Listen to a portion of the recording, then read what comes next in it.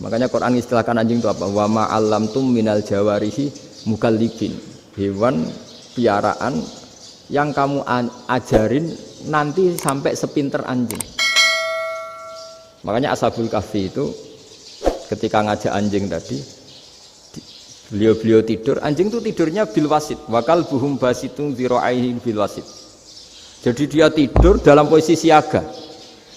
Loh coba anjing itu nggak pernah sekolah. Karena dia posisi menjaga, tidurnya itu kayak siaga gini. Bukan ngorok semadep ke atas terlentang, itu enggak.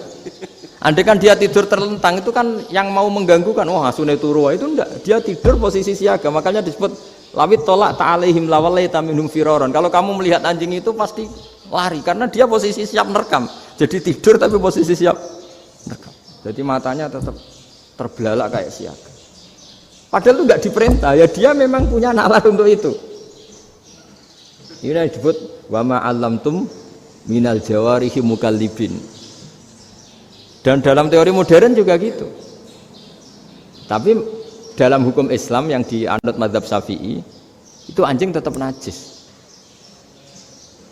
Ya sudah najis ya najis, tapi ada mazhab lain yang mengatakan tidak najis. Tapi tidak usah ngrumat anjing, geger nanti kalau rektor kampus punya anjing.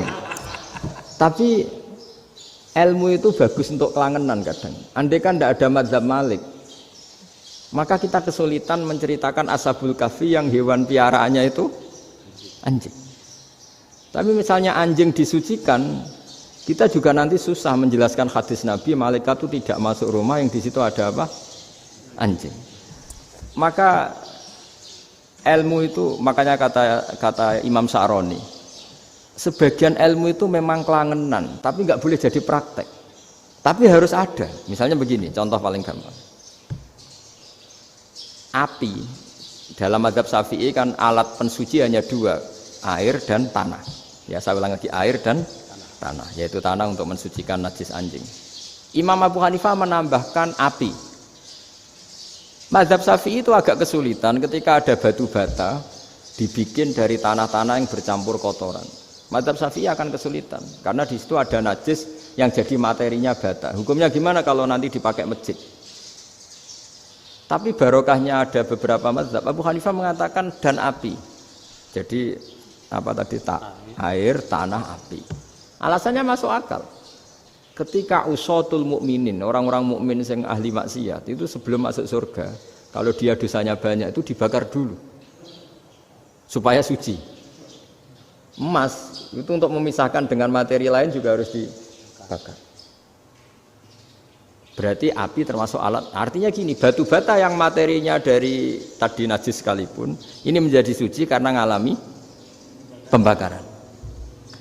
Tapi kata Imam Sa'roni, ilmu ini hanya sebagai ilmu. Jangan sampai kalau kamu mau wudu gak ada air terus membakar diri lah, ini ribet kan. Jadi ilmu itu sebagian memang untuk kelangenan. Karena kita butuh. Andai kan tidak ada mazhab Abu Hanifah, maka kita akan kesulitan pakai bata. Kita tahu cara bikinnya kadang di tempat yang kotor, di tempat yang najis. Tapi karena ini ngalami dibakar, maka hukumnya suci menurut mazhab Abu Hanifah. Dan itu sering. Ulama itu sampai apa? Saya punya kitab fikih namanya Fardul Masail. Pengandaian ada masalah. Jadi masalah itu belum terjadi tapi diandaikan. Misalnya kayak di Texas. Bumi itu bulat bola. Texas itu kalau dibor itu pas Ka'bah. Lalu kiblatnya di mana?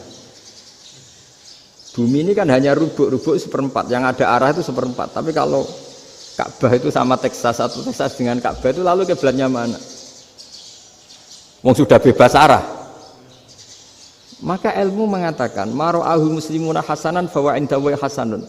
Kamu jangan nuruti ilmu hakikat tapi nuruti mindset. Kalau mainstreamnya orang banyak seperti itu, mindsetnya orang sana misalnya Ka'bah sana ya ikut sana. Tapi ini tidak mewakili hakikat karena kalau yang 380 derajat itu kan terus ribet. Makanya ini kesulitan di bab-bab fikih. Ya saya ulang lagi, kesulitan di bab-bab fikih. Makanya fikih itu selalu bicara, misalnya gini, ada orang sholat. Saya ulang lagi. setelah salam pertama dia kentut, itu sholatnya batal apa enggak? Itu lama berdebat. Yang dikatakan rukun sholat itu salam pertama, sehingga orang kalau sudah salam pertama maka sudah keluar dari sholat. Maka kalau kentut gak apa-apa, wong yang keluar dari sholat itu salam pertama. Tapi lalu pertanyaannya, kenapa Nabi salam 2 kali? Lalu yang kedua gunanya apa? Ribet kan, partai ini kalah pasti kalau ditanya gitu.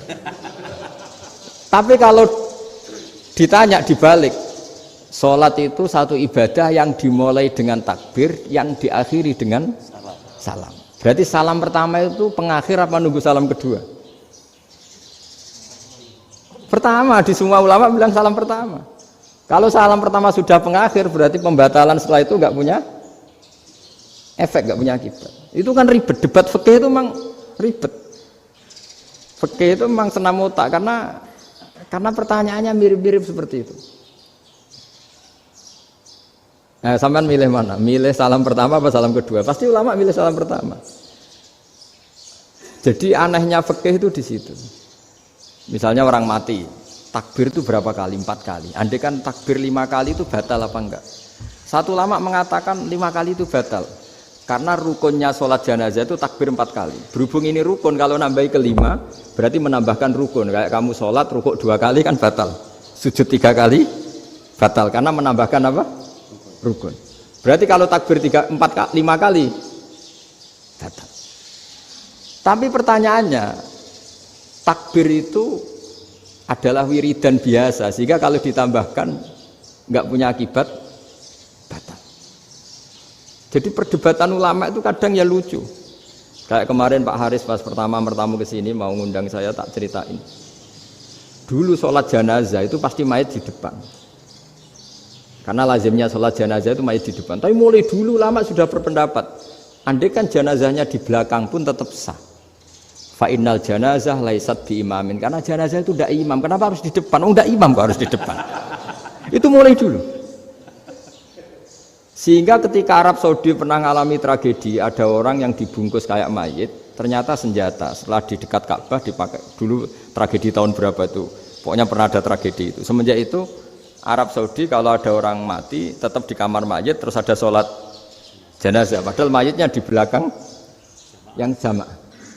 Jadi meskipun kita tidak akan bikin ajaran baru jenazah di belakang, ya tidak keren, kasihan kan. Tetap biasanya di depan, ya di depan. Tapi meskipun jenazah ini di depan, kita tetap berpendapat, andai kan di belakang tetap sah, tapi nggak usah dipraktekkan. Nah, pentingnya ilmu ini begini. Saya misalnya di Rembang, boleh nggak nyolati ghaib jenazah yang di Surabaya? Boleh kan? Padahal yang kita solati di belakang. Jadi ilmu itu penting. Cocok nggak cocok, nama ilmu itu penting. Terus ada gini lagi pertanyaan di fikih. Memang saya sengaja akan ngaji fikih. Kalau ngaji intelektualitas orang Muhammadiyah juara lah. Tapi ini ngaji fikih. Ada orang sarongnya itu pas sampai lutut. Kalau berdiri lututnya tertutup. Tapi nanti kalau ruko agak jengking lututnya terbuka. Itu batalnya nunggu ruko apa mulai takbir sudah batal? Padahal pasti nanti batal kalau ruko ini.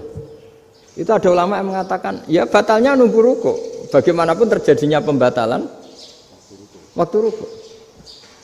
Ada ulama mengatakan yang enggak mulai awal sudah tidak sah itu, karena pasti ngalami batal.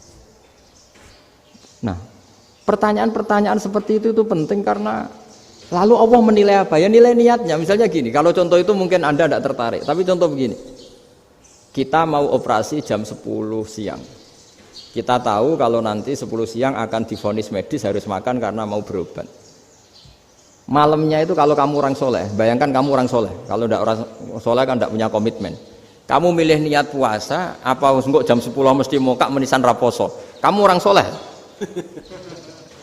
Kalau kamu orang soleh pasti milih puasa, karena ini Ramadan. Meskipun nanti jam 10 pasti disuruh batal sama dokter. Setidaknya kita berpikir gini, nak mati jam itu paling enggak ditulis saya sebagai orang yang puasa. Jadi perasaannya orang soleh itu beda. Kalau orang kok sampean barang menisan raposo kok ya mesti.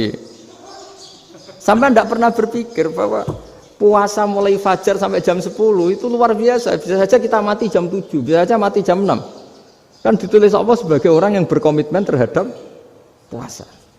Terus ada kemungkinan kecil, adalah jam 10 itu dokternya sakit atau nggak jadi ke sana. Berarti kamu kan nggak jadi buka. Kan ya mungkin juga. Sama yang tadi. Delalah sebelum ruko ono wong sing nyarongi sampean. Sehingga sholatnya normal. Kamu tidak menemukan pakaian yang pas, jebule pas setelah ruko, mau ruko, ono wong wah sholatnya kira bener disarongi. Itu agama. Jadi agama itu dimulai dari mana coba? Dimulai dari niat, dari komitmen. Nah sekarang kelirunya kenapa ada garis keras? Agama itu dimulai dari keinginan ideal. Itu yang mulai itu ada orang-orang garis keras. Agama ini enggak, agama ini dimulai dari niat. Sampai ada kaidah agama la yudraku kulluh, la yudraku kulluh. Kalau tidak bisa ideal jangan ditinggalkan sama sekali. Tapi orang enggak, sekarang bayangkan Islam itu ideal.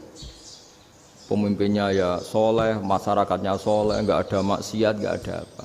Nan apa ilmu? Kalau secara ilmu mulai dulu ya ada orang dolim, ada orang soleh. Nabi kurang baiknya. Di angkatan itu ya ada orang munafik. Sehingga ulama itu sudah berpendapat ideal itu piye? Zaman Nabi saja ada orang apa? Munafik. Itu ilmu.